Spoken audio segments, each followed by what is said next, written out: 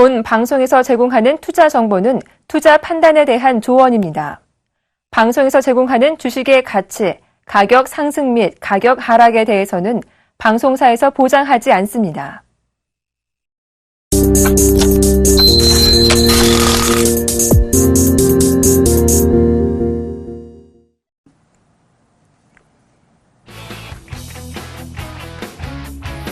시청자 여러분 안녕하십니까. 막상막하 투명쇼 시즌2 예병군입니다.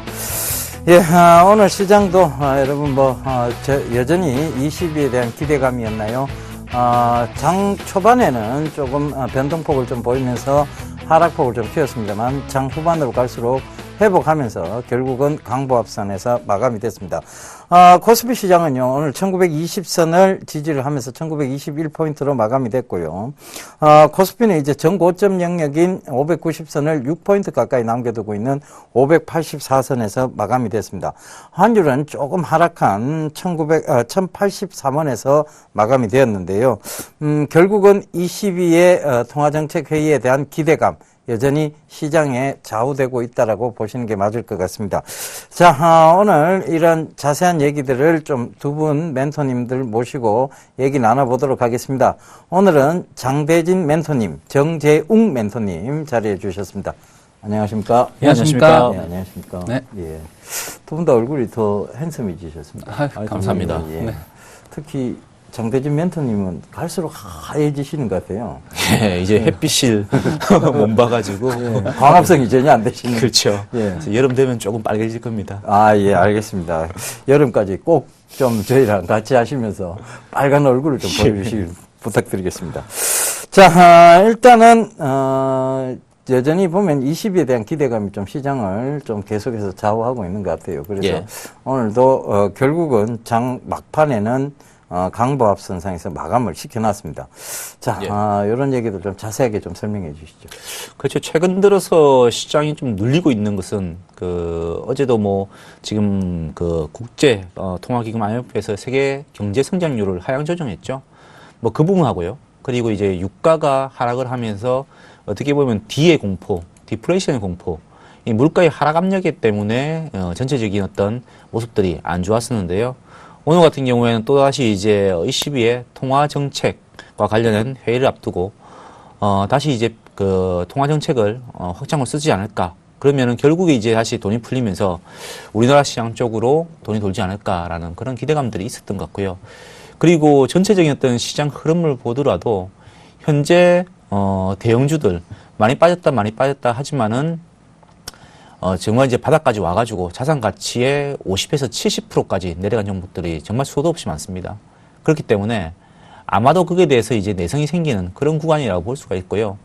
오늘 전체적인 어떤 시장의 흐름에서는 내린 종목들은 대부분 큰 종목이었죠. 그동안 시장을 주도했던 제일모직이라든지 삼성 SDS, 최근 상장됐던 큰 굵직굵직한 종목들, 그리고 지주회사 관련 종목들, 그런 종목들이 좀 부진한 모습을 보이지만은 그동안 피해를 보고 있었던 화학, 정유, 그리고 조선, 그쪽은 계속적으로 강세를 좀 보이고 있다는 거죠. 그래서 아마도 이제 화학, 정유, 그리고 조선, 이쪽은 자산 가치 대비해가지고 너무 많이 내려갔기 때문에 더 큰 충격, 예를 들어서 실적이 더 이제 어닝 쇼크가 나오기 전까지는 이 정도에서 익숙해지는 그런 이제 흐름이 나타날 것이라 생각하고 있고요. 지수가 좀 더 올라가려고 하면은 이제 그동안 지주회사 종목들이 굉장히 이제 많이 올랐다가 지금 내리고 있는데 그 부분들이 좀 멈추는 그런 부분들이 나타난다고 하면은 다시 한번 지수가 올라갈 것으로 생각하고 있고요. 단기적으로는 22의 어떤 통화정책 회의 결과에 따라서 주가가 지금 이제 아래로 갈지 위로 갈지 그 결정될 것 같습니다. 그리고 외국인들의 어떤 방향성도 중요한 것 같은데요. 제가 이 시간을 통해서 한 번씩 이야기 드리지만은 외국인은 달러 베이스로 해가지고 본다라는 이야기 드리는데요. 먼저 제가 차트를 한번 보여드리겠습니다. 이게 지금 보시고 계시는 게 원화 베이스로 해가지고 현재 우리가 일상적으로 보는 이제 차트의 모양이고요. 지금 이제 현재 21선 살짝 걸친 모양이죠. 파란선이 21선입니다.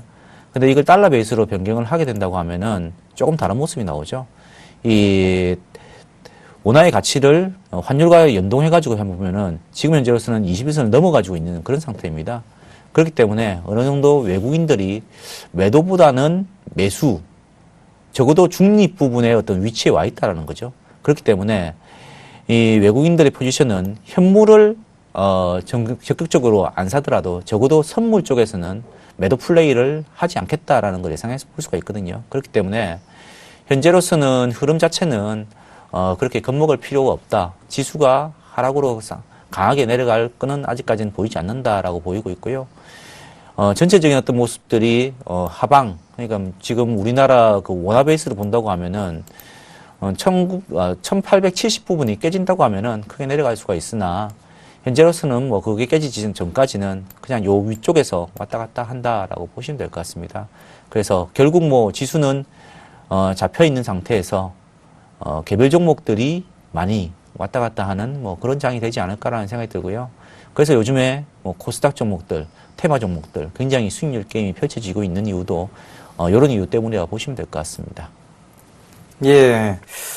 일단 전체적으로 보면 시장의 분위기는 크게 좋지 못하다는 얘기를 해주신 것 같아요. 그래서 아직은 불안한 장세다. 그런데 종목적으로 접근해 보면 크게 또 나쁘지 않은 장세다. 이런 얘기를 애둘러서 해주신 것 같습니다.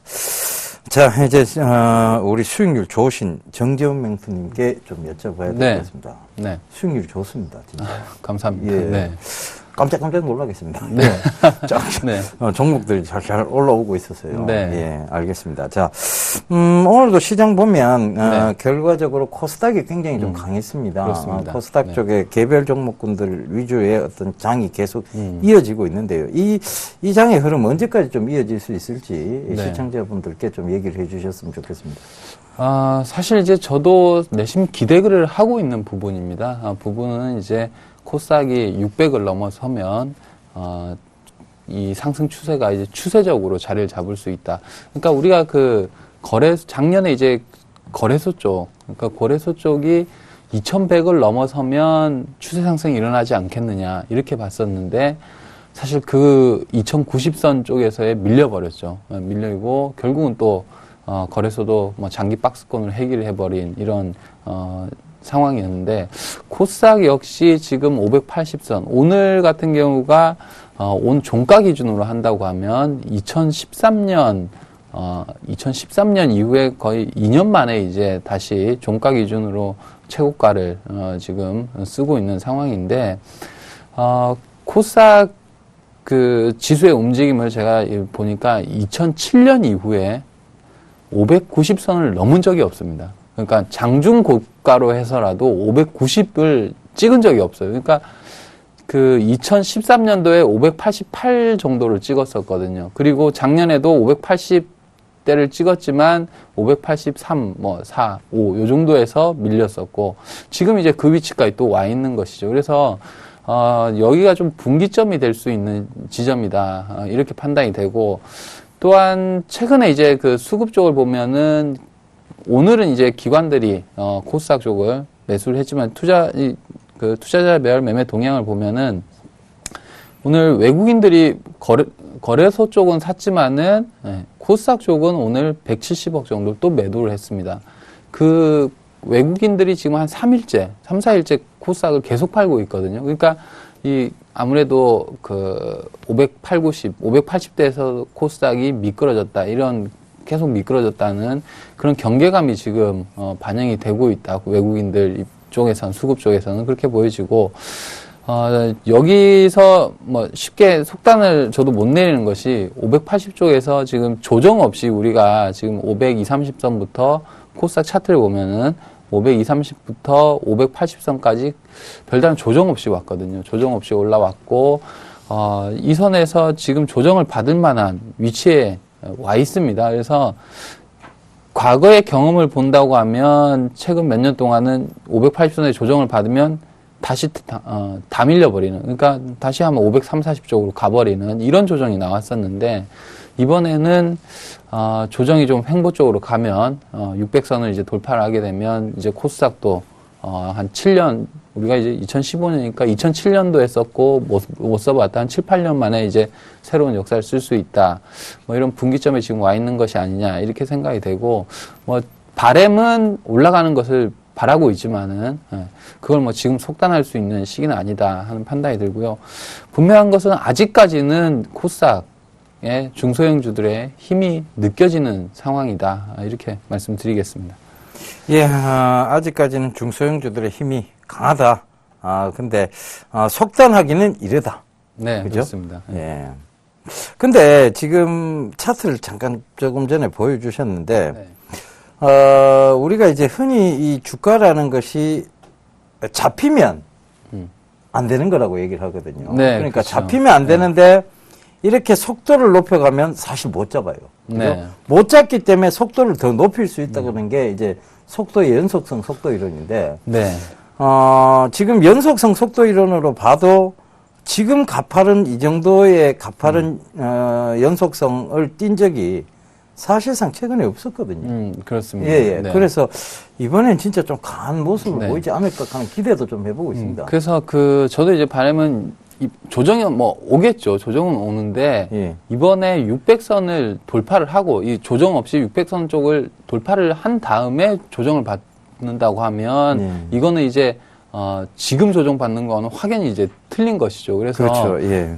요번 저희 바람은 그렇습니다. 이번 조정은 언제든 있을 수 있는데 600선까지 한번 이번엔 돌파를 했다가 그 뒤에 조정을 받는다고 하면 조정을 받아도 상당히 코스닥에 대한 자신감 또 중소형주들이 조정 이후에 또 올 한 해를 또 양호하게 보낼 수 있는 자신감이 좀 생기지 않을까 이렇게 생각을 하고 있습니다. 예.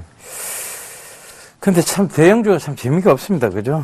지금 코스닥이 워낙 강하고 대형주 쪽은 재미가 없다 보니까 또 어떻게 보면 이 코스닥 쪽에서 예. 대형주에 묶여있던 분들을 지금 살살 불러들이는 어떻게 보면 좀 꼬시고 있는 거 아닌가 예. 이런 생각까지 좀 들게 만들거든요. 사실상. 그렇죠. 요래 살살살살 지금 이렇게 가파르게 오르니까 들어와라. 예. 지금이라도 코스피 재미없으니까 들어와라.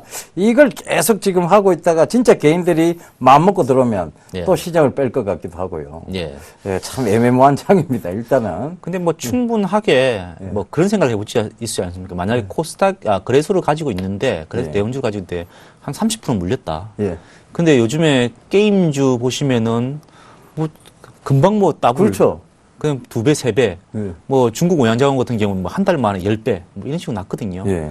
충분하게 이제 혹할 수가 있죠. 예, 그렇죠. 그래서 그런 그러니까 부분에서 본다고 하면은 충분하게 이 거래소 쪽보다는 거래소에서 엑시트 해가지고 오히려 이제 코스닥 쪽으로 넘어올 가능성도 있고 코스닥이 더 불붙을 수 있다는 생각이거든요. 예. 그리고 정재훈 멘토스께서도 이야기하셨지만은 이 코스닥이 이제 584 이제 600을 넘어가게 된다, 590을 넘어가게 된다고 하면은 진짜 2008년 이후에 최고치를 갱신하는 거거든요. 그렇죠. 그 위쪽에 아무것도 없다는 거거든요. 지수상으로는. 그렇죠. 매물 그렇죠. 불황도 상당히 없다는 이야기고, 그러면 한 번 더 랠리가 나올 수 있다라고 생각을 좀 하고 있고요. 그리고 특히 지금 뭐 IMF에서도 세계 경쟁률이 세계 이제 경제 성장이 낮아졌고, 우리나라도 이제 뭐 고령화 그리고 이제 뭐 선진국 쪽으로 진입하다 보니까는 아무래도 이제 성장률이 낮아지는데, 그 성장률을 비트해서 뭐 3-4배 성장할 수 있는 거는 사실 큰 종목들이 아니거든요. 그렇죠. 그러다 보니까는 이게 시대적인 흐름인 것 같습니다. 그래서 뭐 코스닥은 뭐 제가 보기에는 코스닥 뭐 중소형주들은 조금 더 뭐 불붙을 수 있지 않을까라고 생각하고 있습니다. 예, 맞습니다. 지금 시장에서 어떤 대안이 되고 있는 코스닥 시장입니다. 결과적으로, 지금 대형주 쪽에서는 뚜렷하게 주도주군이 안 보입니다, 사실상. 전자 쪽이 그나마 조금 나은 편이고요. 자동차 쪽이 그나마 충격이 덜하다. 이 정도지. 전차가 주도주라고도 말을 할 수 없는 시장인데, 지금 코스닥 쪽에 보면 전자 쪽에, 좀 디테일하게 들어가서 사물 인터넷 분야라든가 이런 부분들은 굉장히 지금 강한 모습들을 보이거든요. 그러면서 이제 주도주군은 어느 정도 형성하고 있고, 또 거기다가 중국 춘절과 관련된 종목들이 또 주도주군을 형성하고, 그리고 스마트폰 게임 관련주인 모바일 게임 관련주들이 또 주도주를 형성해 나가고 있습니다. 이러다 보니까 주도주가 없는 쪽에서보다는 주도주가 있는 쪽으로 아무래도 매수세가 쏠리는 것은 사실이고요. 그런데 이것을 너무 추격 매수하는 것은 또 옳지 않다는 것이 저희들 생각입니다. 그래서 여러분들이 그런 점들을 좀 잘 참고하시면서 대응하시면 되겠고요. 결국은 지금 어떻게 보면 개인 투자자분들을 이 코스닥 쪽으로 끌어오기 위한 하나의 현혹된 모습도 아닌가 이런 의심까지 들게 만드는 시장입니다. 사실 코스피가 이렇게 상승에 굉장히 제한이 있다면 이 코스닥도 이 코스피와 더불어서 상승적 제한 요인을 분명히 가지고 있어야 됨에도 불구하고 지금 코스피는 안 가고 코스닥만 갑니다라는 얘기가 참 이 허황된 얘기가 통하는 그런 시장이 돼버렸다는 것. 그것은 결과적으로 리스크도 같이 떠안고 있다는 것도 꼭 좀 참고를 하셨으면 좋겠습니다. 자, 오늘 시장 얘기는 여기서 좀 마무리를 짓고요. 오늘 이슈를 좀 보고 오도록 하겠습니다. 코스피의 코스닥화가라고 얘기를 좀 드려도 될까 모르겠습니다. 잠시 뒤에 얘기 나눠볼 텐데요. 오늘 일단 이슈를 화면으로 먼저 보시겠습니다. 한국거래소가 고가주 기업을 대상으로 액면 분할을 촉구하고 나섰습니다. 액면 분할이란 주식의 한 주당 액면가액을 일정 비율로 나눠 주식 수를 늘리는 작업인데요. 한 주당 100만 원의 주식을 10% 액면 분할하면 한 주당 가격은 10만 원으로 내려오게 되죠. 당연히 전체 주식은 10주로 늘어나게 되는데요. 이 액면 분할은 거래량을 활성화시키고 유동성을 확대한다는 장점을 지니고 있습니다. 액면 분할이 이루어질 경우 소액 투자자도 삼성전자 주식에 뛰어들 가능성이 커져 그만큼 투자자의 범위가 넓어지게 되는 셈인데요. 하지만 기업들은 이런 액면 분할에 소극적인 태도를 보이고 있습니다. 국내외 투자자 가운데 고가주에 뛰어드는 이들은 대부분 기관 투자자 또는 외국 자본인데요. 여기에 슈퍼 개미들도 일부 속해 있기 때문에 기업 입장에서는 굳이 투자자 영역을 확대할 필요성을 느끼지 못하고 있다고 합니다. 고가주를 대상으로 한 거래소의 액면 분할 촉구, 과연 어떤 효과를 일궈내게 될까요? 그동안 개인 투자자에게 넘사벽이었던 초고가주 기업들이 액면 분할에 어느 정도 수용을 하게 될지 잠시 후 액면 분할을 둘러싼 투자 전략이 공개됩니다. 예, 오늘 이슈 참 재밌습니다. 일단 예시를 좀 들어드리자면 지금 삼성전자의 주가가 약 140만 원 부근까지 올라와 있습니다. 139만 5천 원인데 이것을 10%로 액면 분할을 하자면 결국은 13만 9,500원, 13만 9,500원 정도가 되겠죠. 그렇다면 개인 투자자들이 뛰어들기 쉽다. 이것은 결과적으로 보면 이 파생 상품에 의해서 흔들리는 현물 시장을 어느 정도 바로 잡아보겠다는 것이 이 한국거래소 측의 이제 생각인 것 같아요. 그래서 이 부분들을 좀 얘기 좀 나눠봐야 될 것 같습니다. 일단 장대진 멘토님께 먼저 여쭤봐야 돼요. 자, 이거 액면 분할하게 되면 이제 개인 투자자들 불러드리겠다 이 얘기거든요. 결과적으로. 그러면 삼성전자 이때까지 비싸서 투자 못하셨던 분들 충분히 기회가 생긴다는 얘기입니다. 그렇죠? 그렇다면 진짜 이 외국인들의 이런 외국인과 기관들 이런 쪽에서의 파생 상품에 의한 장난질 이것이 좀 둔화되어질 가능성은 있지 않을까요? 아무래도 이제 저변 확대, 이제 거래소 쪽에서 요구하는 게 뭐 고가주를 액면을 분할해서 이제 가격을 낮춰보자. 그러므로 인해 가지고 이제 이 고가라서 못 샀던 소액 투자자들도 접근을 할 수 있게 한다는 방침이거든요. 그래서 그렇게 된다고 하면은 뭐 유동성이 확대되고 예를 들면 뭐 롯데실성이 오늘 거래량이 3,400주밖에 안 됐거든요. 주가는 이제 163만 원, 166만 원 정도 되는데요. 그만큼 이제 고가주들이 이제 거래 잘 안 되는데 이걸 낮춰버리면은 유동성 확대가 뭐 되는 건 물론이고요. 그리고 소액 투자가들도 접근이 용이하겠죠. 그래 정부에서 이야기하는 배당을 많이 해라라는 이야기를 계속 하고 있지 않습니까? 그런 부분들도 마찬가지로 이제 그 정부의 어떤 요구하고 맞닥뜨려서 이런 이제 정책들이 이걸 하자고 이야기를 하는 것 같고요. 대신에 이제 사실 이 고가주라는 것이 어느 정도 희소성이 있기 때문에 오히려 주가가 좀 안정적으로 좀 흘러갔던 부분들이 있습니다. 뭐 조금 이제 잔잔한 바람에도 뭐 여유 있는 사람들이 사다 보니까는 주식을 가지고 있다 보니까는 뭐 여유 있는 돈이기 때문에 그런 이제 어떻게 보면은 잡으면 흔들리지 않고 주가를 유지할 수 있던 그런 것도 있지만 그런 것도 있었는데 만약에 이제 액면 분할을 하게 된다고 하면은 그런 부분은 있겠죠. 물량 부담 면적이 있겠죠. 왜냐고 하면은 주가가 뭐 좀 호재가 나왔다고 하면은 이 접근하기 쉽기 때문에 우르륵 달라들어서 이제 주가가 생각보다 이상하게 많이 반응해서 올라가는 경우도 생길 거고요. 오버슈팅이 나올 수도 그리고 있죠. 악재에도 마찬가지로 뭐 더 민감하게 반응을 해가지고 주가가 많이 하락할 수도 있고, 그래서 결론적으로는 변동성이 커질 수 있다는 그런 단점은 있습니다. 그렇지만은 이제 전체적인 어떤 뭐 배당의 어떤 요구라든지 그리고 배당을 뭐 많은 이제 외국인들이 다 가져가는 그런 구조에서는 좀 벗어날 수 있고, 뭐 국부 유출이라는 그런 면들은 막을 수 있기 때문에 어느 정도는. 그래서 어떻게 보면은 요 액면 분할은 뭐 저 개인적으로는 뭐 좋다고 생각하고 있고요. 지금까지 액면 분할 그리고 무성전자도 마찬가지로 이제 어떻게 보면 가격을 낮추는 효과가 있지 않습니까? 재무적으로 예. 좀 틀리지만은 그런 부분이 나왔을 때 항상 호재로 받아졌거든요. 그 때문에 이 부분은 좀 호재로 받아들이는 게 맞지 않을까라는 생각이 들고요. 뭐 관련주들은 조금 전에 이야기하셨다시피 삼성전자 그리고 아모레지라든지 아니면 롯데칠성 같은 거래가 잘 되지 않으면서 거래량이 작지만은 고가주 이런 종목들이 좀 수혜를 보지 않을까라는 그런 생각이 듭니다. 그래서 그런 종목들을 한번 눈여겨봐야 되지 않을까라고 생각하고 있습니다. 예. 분명 문제점도 좀 있을 거예요, 일단은. 예, 그렇죠. 지금 이제 개인 투자자들이 사실 많이 현명해졌거든요. 예. 그러다 보니까 이제 사실 주가가 조금 빠지면 그 중소형주에서는 네. 사실 전화통이 불이 납니다. 그 주식 담당자 전화번호죠. 그쪽에 보면 불이 나거든요. 사실상. 뭐 통화 중에 계속 걸립니다. 그죠? 그렇죠. 근데 삼성전자가 이제 삼성전자에 투자가 용이해진다면 삼성전자에서도 아마 괴로울 것 같습니다. 일단은. 주식 담당, 기업 담당자 되게 괴롭겠죠. 예, 그리고 아마 괴로울 어떻게 듯 보면은 싶은데, 또 예. 이 우리가 저 3월, 4월이면 또 그거 주주총회를 하지 않습니까? 예, 예. 그때 또 이제 난리가 날 수가 있겠죠. 그렇죠. 예.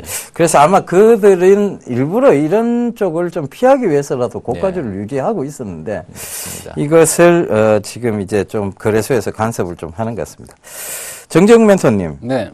어찌됐든 이게 네. 지금 액면 분할이 된다면 개인 투자자들이 확실히 몰릴 수는 있습니다. 그러다 네, 보면 지금 외국인들이 어떤 쉽게 장난질 쳤던 그러다 보니까 이제 웹도덕 현상이라고 해서 네. 우리가 배보다 배꼽이 큰 현상들이 있잖아요. 그러니까 선물이 현물을 흔드는 이런 현상들이 많이 있었거든요. 네.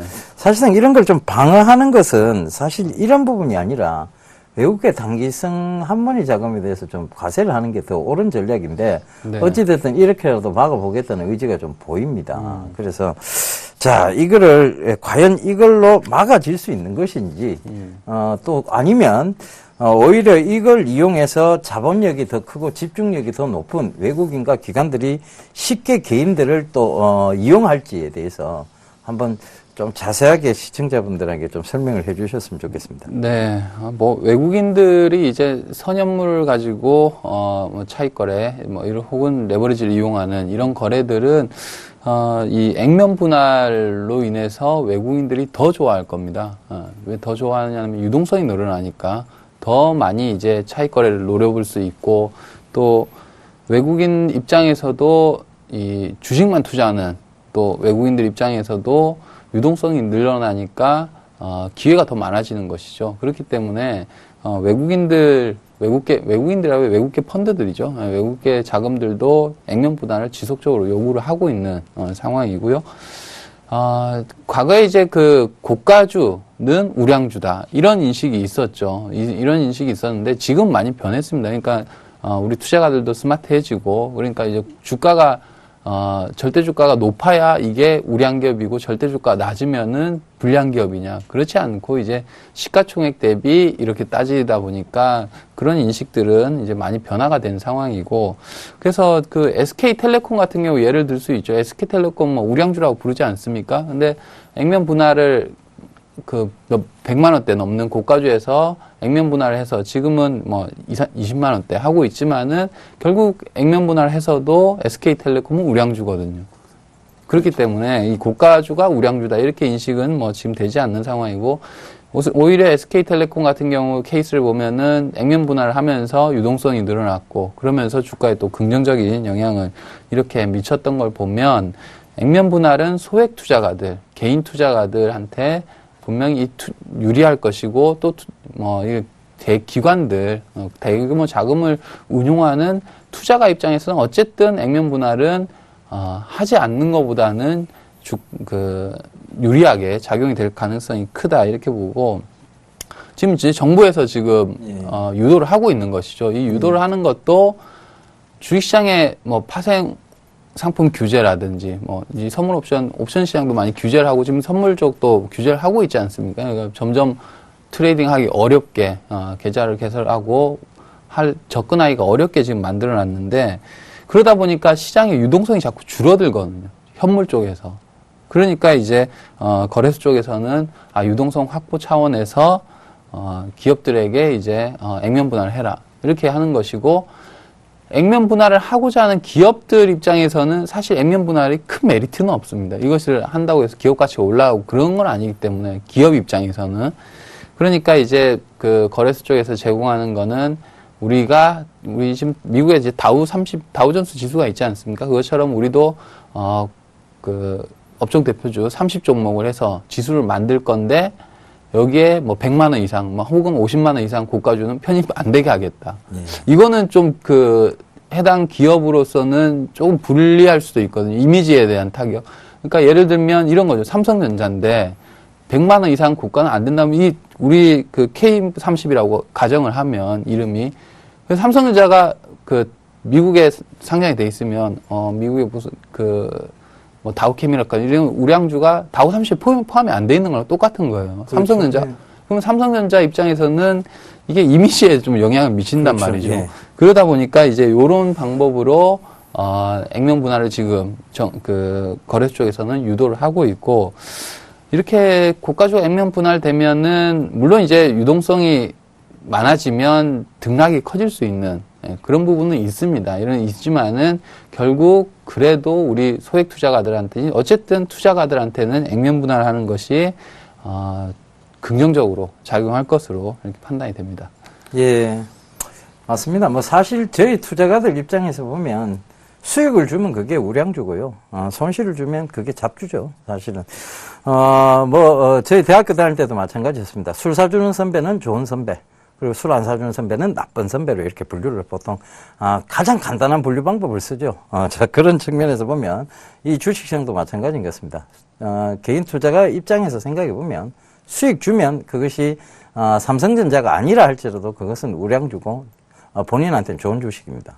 근데 손실을 주면 그것이 아무리 삼성전자를 할지라도, 좋지 않은 종목이라고 그렇게 말을 표현할 수 있습니다. 조금 전에, 우리 장대진 멘토님께서, 시장에 대한, 이제 부분들을 좀 얘기를 해 주셨는데요. 이제 일단 호재다. 그리고, 이게 어떻게 되면 개인 투자자들이 많이 접근을 하다 보면 오버슈팅도 나올 수 있고, 또 심한 언더슈팅도 나올 수가 있다. 그렇죠. 이런 얘기도 해 주셨어요. 근데 시점이 참 애매모호합니다. 왜냐하면, 지금 이제 곧 4월 달부터 되면 이제 거의 플러스 마이너스 30%의 제도를 두는데, 그렇게 되면 이제 상하한가 폭이 늘어납니다. 그죠? 폭이 늘어나는데, 해필 이 시점에 왜, 이 대형주를 액면 분할을 해서 개인 투자자들을 불러들이겠다고 하는 것인지, 과연 이게 지금 진짜 엄청난 구렁텅이로 몰고 가려고 이러는 건지, 참 거기에 대해서도 궁금해하지 않을 수가 없습니다. 그래서 그 부분 좀 설명해 주시죠. 근데 사실 우리나라가 지금 이제 상하한가 폭이 15%고요. 뭐 미국이나 일본 같은 경우에는 뭐 없는 걸로 알고 있습니다. 그만큼 이제 선진국 시장이 돼버리면은 이 큰 기업들은 매출의 안정성이라든지 그리고 이제 어떤 이익 변동성이 그렇게 크지 않기 때문에 그렇기 때문에 이제 실제로 이제 그 미국 시장이라든지 일본 시장을 보더라도 정말 큰 기업들은 그렇게 변동성이 크지가 않거든요. 그만큼 이제 그런 시장을 봤기 때문에 오히려 이제 우리나라 기업이 실제로 뭐 상하한가 폭을 30% 하더라도 그렇게 하루에 뭐 정말 삼성전자가 하한가 갔다가 상한가 갈 리는 없을 거 생각하고요. 큰 변동은 없을 것 같고 오히려 이제 이 작은 주식들이 더 빨리 이제 뭐 호재가 반영되고 그리고 이게 좀 그런 것도 있지 않습니까? 최근의 모습을 보면 대형주 쪽에서 실적이 조금 안 좋게 나왔다고 해서 제일기획 같은 대형 기획사, 그것도 광고 기획사를 하한가로 보내는 이런 걸 지금 최근에 들어와서 이상하게 나타난 이런 모습들이 많이 나타나거든요. 그렇다면 이게 내년 플러스, 그러니까 올해 이제부터 시행되는 플러스 마이너스 30% 제도에서도 대형주도 결코 안전하지 못하다 이런 느낌까지도 주거든요, 사실상. 근데 저는 제가 보기에는 대형주 같은 경우에는 오히려 그런 부분들이 이제 너무 고평가됐던 부분들, 그러니까 예. 우리나라 같은 경우에는 대기업 위주로 이제 돼 있지 않습니까? 예, 그렇죠. 그런 부분에서 이제 이 대기업 위주로 성장을 하다 보니까는 그에 대한 프리미엄들이 있었는데 지금 이제 상황을 보면은 뭐 원엔 환율 보시면은 이제 엔화의 역습이 시작되는 경우거든요. 예, 그렇기 때문에 그걸 반영해서 지금 대형주들이 굉장히 많이 내렸고요. 예, 이제 제가치를 찾아가는 그런 과정이라서 저는 보고 있습니다. 그래서 아마도 지금 뭐 최근에 주가가 정말 많이 내렸던 정유주라든지 화학주들 오히려 이제 변동성이 좀 없어지고 있습니다. 그거는 이제 어떻게 보면은 이제 제가치를 찾아왔고 여기서는 이제 뭐 이 정도에서는 뭐 이제 정상적인 시장으로 가겠다라는 그런 뜻인 것 같고요. 일부 이제 그동안 프리미엄 받았던 뭐 지주회사들 그런 회사들만 좀 영향이 있지 않을까라는 생각이 들고요. 오히려 저는 뭐 그게 시행되더라도 대형주들은 벌써 뭐 반영이 됐기 때문에 뭐 초창기에는 일시적으로 그럴 수는 있겠지만은 결국에는 뭐 그건 안정된다라고 보고 있고요. 오히려 이제 변동성이 확대되더라도 처음에는 되게 이제 익숙하지 않으니까는 뭐 그런 경우가 발생할 수 있더라도 결국엔 또 익숙해지면은 또 그런 경우는 발생하지 않는다라고 보고 있거든요. 그래서 예. 이 액면 분할을 하면서 이걸 이제 또 상한가 제한폭이 풀리는 게 어떻게 보면은 이제 우리나라의 어떤 투자 문화 자체가 성숙한 단계로 왔기 때문에 이렇게 한다라고도 볼 수 있을 것 같습니다. 저는요. 예. 장태진 멘토님 시장을 굉장히 긍정적으로 보시는 것 같습니다. 예. 예, 시장의 자율 안전성.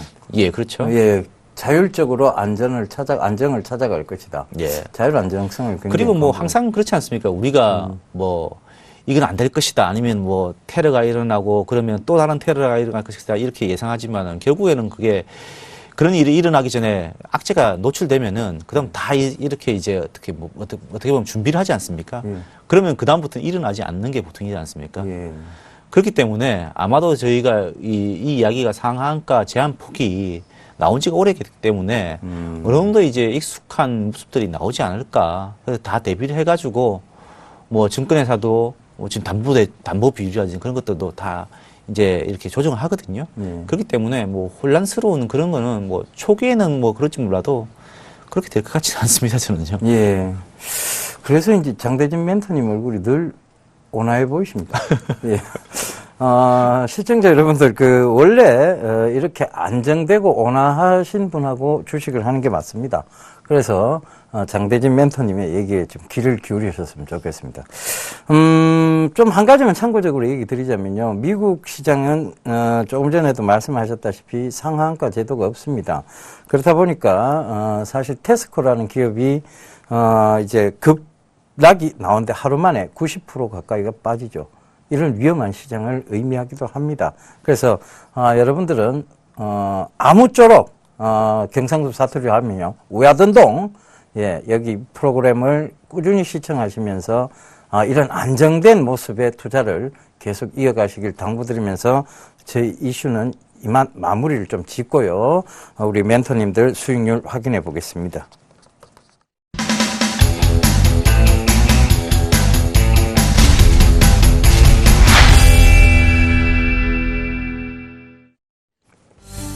(2015년 1월 21일) 수요일, 예, 막상막하 투매쇼 시즌2 포트폴리오 수익률 확인해 보겠습니다.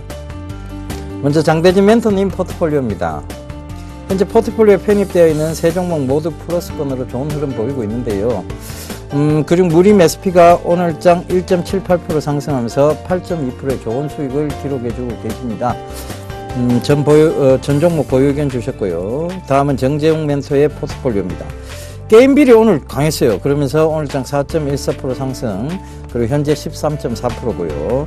세트레가의 종목을 포트폴리오 신규 종목 편입 준비로 내일장 18,300원에 매도 의견 주셨으니까요. 전략에 착오 없으시길 바랍니다. 이번에는 포트폴리오 수익률 베스트입니다. 오늘도 수익률 상위권 다툼 치열했습니다. 장대진 멘토의 안랩이 24.8%의 수익을 기록하면서 2위로 깡충 뛰어 올랐고요. 그 뒤를 정재용 멘토의 SM이 차지하고 있습니다. 24.6%의 수익률로 3위를 기록했습니다. 4위는 이정수 멘토의 시그네틱스가 17.7%. 오늘 출연하신 또 정재욱 멘토님이 5위로 인선 ENT로 5위를 또 차지했습니다. 15.9%네요. 자, 그렇다면 막상막하 투맨쇼 시즌2 오늘장 수익률 베스트 1위. 예. 예, ICD 이정수 멘토가 차지를 했습니다. 예, 손대성 멘토가 차익 실현을 하면서 익절가 터치 차익 실현이 되면서 이제 이정수 멘토가 새롭게 1위에 등극했습니다. 자, 누적 수익률 바로 넘어가 보도록 하겠습니다.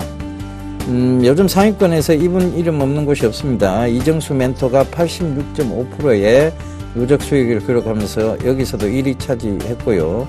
100%를 조매가 넘기지 못하네요. 그죠? 2위는 조민규 멘토가 63.5%, 3위는 정재욱 멘토가 45.4%의 누적 수익을 기록하고 있습니다. 이번에 명예의 전당입니다. 조민규 멘토의 유닛 테스트가 100%와 41.1%의 수익률로 각각 금메달, 은메달 차지하고 있고요. 손대상 멘토의 아모텍이 32.8%로 동메달을 차지하고 있습니다. 예, 다른 분들 포트폴리오도 확인해 보시죠.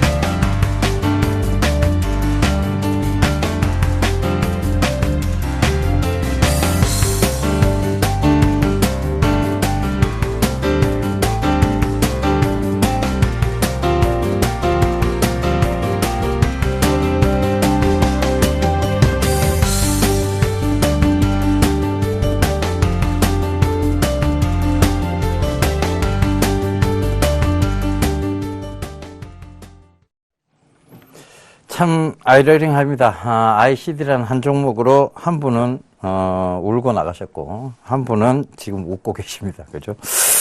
자, 뭐 시청자분들이 더 잘 아실 텐데요. 자, 두 분 멘토님들이 보니까 한 분은 굉장히 온화한 성격을 가지고 계시고요. 그러니까 굉장히 시장의 어떤 긍정성을 믿고 계시는 분입니다. 그런데도 수익률이 좋고요. 한 분은 굉장히 말씀이 또 온화합니다. 느립니다. 그죠? 느리면서 천천히, 정말, 이렇게, 다소곳하고 천천히 말씀을 해 주십니다. 근데 수익률은 날카롭습니다. 자, 이 두 분의, 성격들에도 정말 좋은 성격과 좋은 수익률. 자, 얘기 안 들어보고 할 수 없겠습니다. 장대진 멘토님. 예. 오, SM.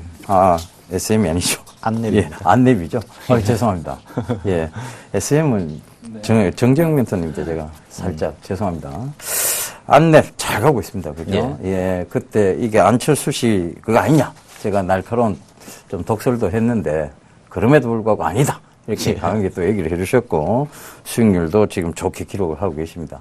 자, AS 좀 해 주시죠.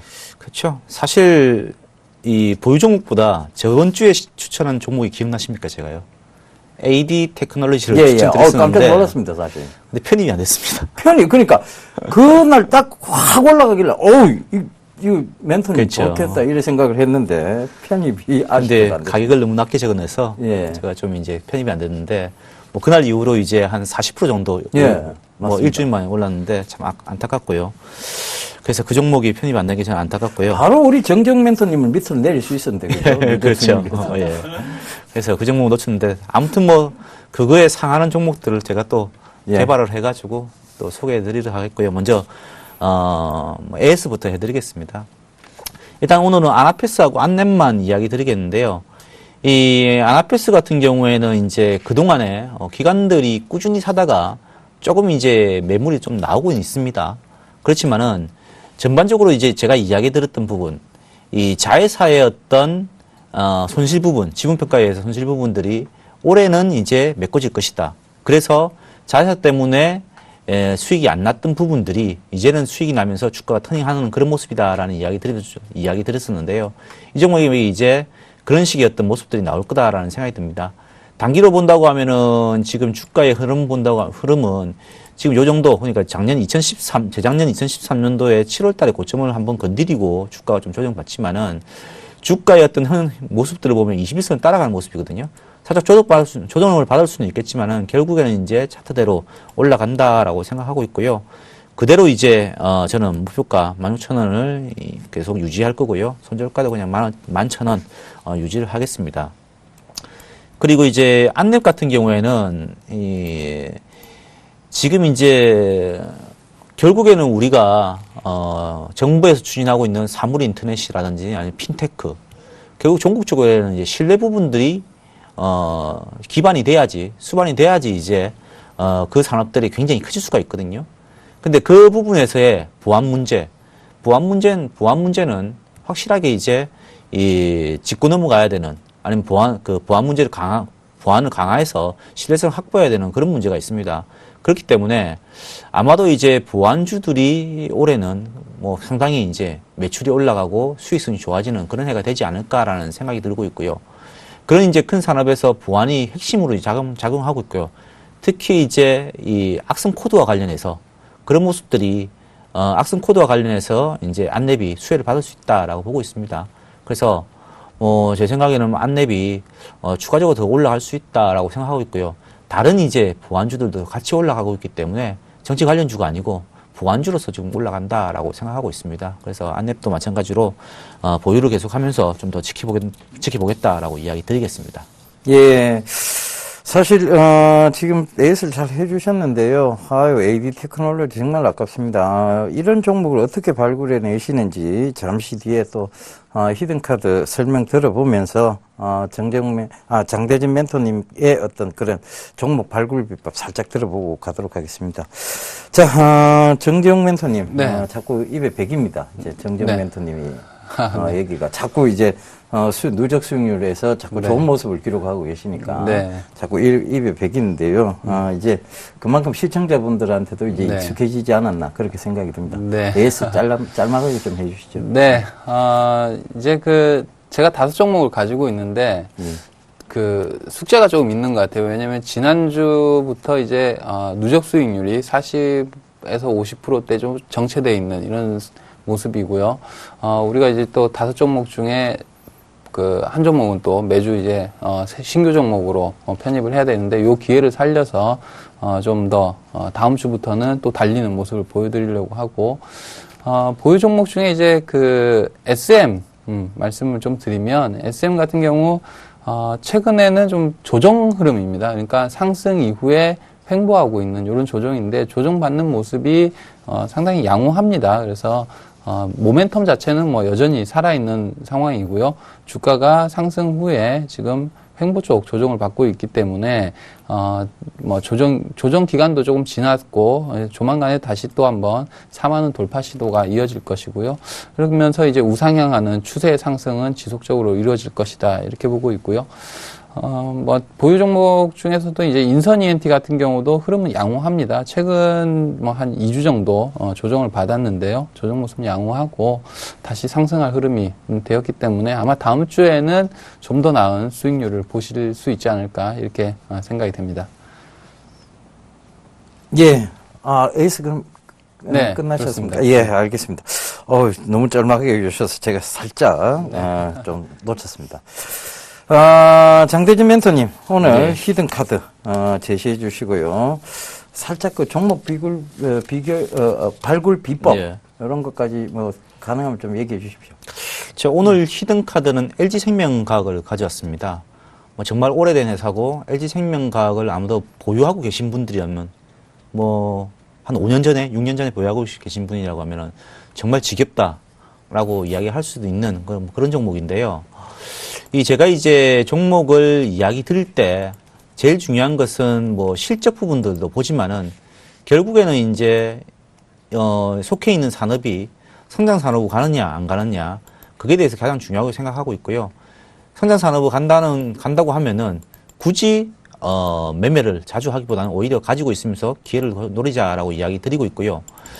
그리고 이제 뭐 종목들이 저평가된 구간들이 있습니다. 그럴 때 이제 이야기를 드리는데요.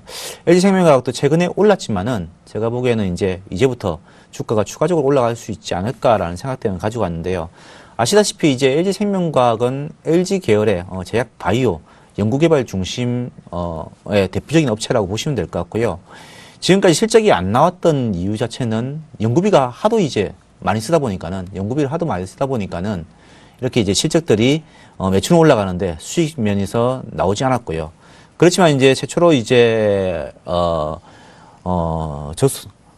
부스틴이라는 의약품을 개발했고요. 인장 선제 호르몬도 마찬가지 개발했고 비형 간염 백신도 마찬가지로 개발을 해가지고 판매를 좀 하고 있고요. 지금 현재 이제 또 수익 부분에서 좋아질 부분들이 당뇨병 치료제, 제미글루와 오상, 액상, 혼합 백신, 요게 이제 화두가 될 것으로 생각하고 있습니다. 특히 이제 오상, 액상, 혼합 백신 같은 경우에는 2016년부터 해가지고 손익분기점을 넘어가지고 매출에 굉장히 많은 기여를 할 제품이라 생각하고 있고요. 이 회사가 이제 4분기에는 또 단기적으로는 4분기에는 실적 단기에 작년 4분기 실적이 사상 최대치를 기록할 것이라는 예상들이 있습니다. 그래서 아마도 이제 뭐 기술 수출료가 70억 정도가 반영이 되고 그러면은 한 90억 가량의 어떤 단기 순이익 기록하지 않을까. 그럼 뭐 창사의 분기당으로 본다면 사상 최대 실적이거든요. 그게 대해서 한번 반응을 하지 않을까라는 생각이 좀 들고 있고요. 그리고 재미있는 거는 요즘에 성형시장과 관련해가지고 얼마 전에 이제 메디톡스라는 회사가 굉장히 주가가 많이 올라갔습니다. 이 필러 시장에서 메디톡스가 굉장히 성공을 하면서 주가가 굉장히 많이 올라갔고요. 그리고 최근에 어떤 트렌드를 본다고 하면 필러 시장에서는 또다시 이제 이 LG생명과학에서 하는 필러와 관련해가지고 이제 굉장히 인기를 얻고 있다고 합니다. 아마도 이제 이 보톡스와 관련해가지고는 약간 부작용도 있다라는 그런 이야기. 그래서 이제 이 필러 시장이 다른 이제 제품으로 지금 되고 있는데, 그 중에서도 이제 LG생명과학이 개발한 이제 필러가 이 성형 시장의 대세로 되고 있다라는 그런 이야기가 들리면서 최근에 주가가 올라가고 있습니다. 그리고 특히 이제 이런 이제 대세적인 어떤 테마가 하나, 설정이 되었을 때는 이 주가의 힘이 그동안 반영되지 못했던 그런 것들이 다 반영되면서 주가가 올라가는 그런 부분들이 있거든요. 그래서 이 LG생명과학의 어떤 주가를 보면은 최근에 작년에 12월 달에 고점을 돌파를 해서 주가가 힘있게 올라가고 있고요. 장기적으로 보더라도 그동안 이제 주가가 부진했던 부분들을 한꺼번에 다 만회하고 주가가 올라가는 부분들이 지금 나오고 있다라는 거죠. 그렇기 때문에 이 주가가 단기적으로 보면 많이 올랐더라고 하더라도 결국 뭐 조정 시에는 매수를 해서 가지고 있다고 하면은 결국 뭐 성공하지 않을까라고 생각합니다. 그래서 저는 오늘 종가 기준 46,150원 기준으로 해가지고요 매수가를 제시해 드리겠고요. 목표가는 뭐 충분하게 저는 뭐 61,000원 부분까지 뭐 갈 수 있다라고 보고 있습니다.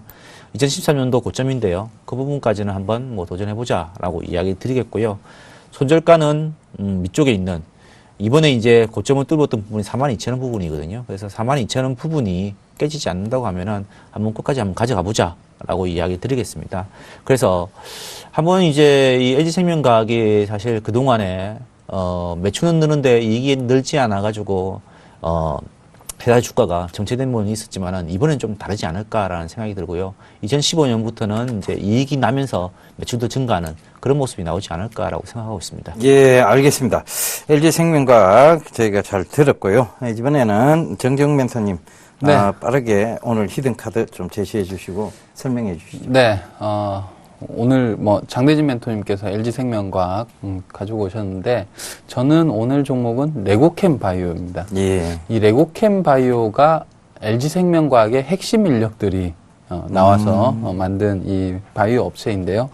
이 레고캠 바이오는 그 항생제나 항응혈제 그리고 항암제 등을 생산하는 그 신약 개발을 생산해서 그 기술을 이제 제약사들에게 글로벌 제약사들에게 수출하는 기술 수출을 이렇게 해서 그걸로 이제 수익을 삼아가는 업체인데 이 레고캠 바이오의 가장 큰 기술은 그 차세대 ADC라는 원천 기술을 확보를 하고 있습니다. 이 ADC라는 기술이 뭐냐고 하면 우리가 이제 약이 있는데 이 약은 아픈 곳, 그러니까 아픈 곳은 표적은 잘 찾아가는데 약효가 좋지 않고 어떤 약은 약효는 좋은데 딱 처방을 해야 돼요. 그러니까 그 표적을 제대로 못 찾아 나가는 이런 약들이 있단 말이죠. 그러면 이런 약들을 합성을 잘 해서 새로운 신약으로 만들어내는 이런 기술을 ADC 기술이다. 이렇게 보시면 되겠는데요. 그것을 이제 레고 블록처럼 쌓아나간다. 이래서 이제 레고캠 바이오입니다.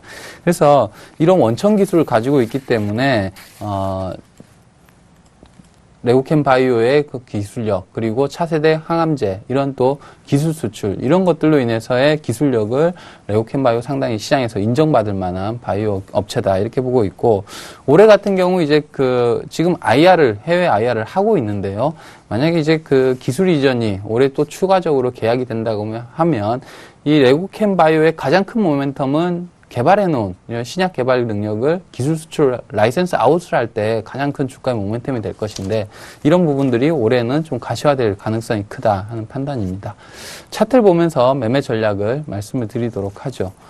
주가 흐름은 보면은 최근에 다시 2만 원권을 돌파를 하면서 추세를 상승으로 가져가고자 하는 추세 전환 시도가 이어지고 있습니다. 그래서 올해 라이센스 아웃이라든지 이런 모멘텀들이 발생이 된다고 하면 주가는 추가적인 상승 흐름이 나올 수 있고 특히 이제 중소형 바이오 쪽 업체들에게 또 시장이 관심을 가질 만한 또 시기가 올 것으로 보여집니다. 그래서 그렇게 된다고 하면 목표 주가 27,000원까지 제가 보도록 하겠습니다. 목표 주가 27,000원 말씀드리고 매수가는 2만 원 정도로 보시면 되겠고 손절가는 이번 상승이 지금 17,000원대에서 시작이 되었습니다. 그래서 17,000원 이탈하게 되면 이번 추세상 전환 시도가 무산이 되었다 이렇게 볼 수 있습니다. 그래서 손절가는 17,000원 제시하도록 하겠습니다. 예, 매수가, 목표가, 손절가 여러분들 참고 잘 하시고요. 두 분 멘토님들이 수익률 좋습니다. 그래서 LG 생명과학, 레고캠 바이오 꼭 좀 참고해 보시면서 대응하셨으면 좋겠습니다. 자, 두 분들께 질문을 많이 드렸더니 두 분 다 굉장히 피곤해 보십니다. 빨리 보내드려야 되겠죠.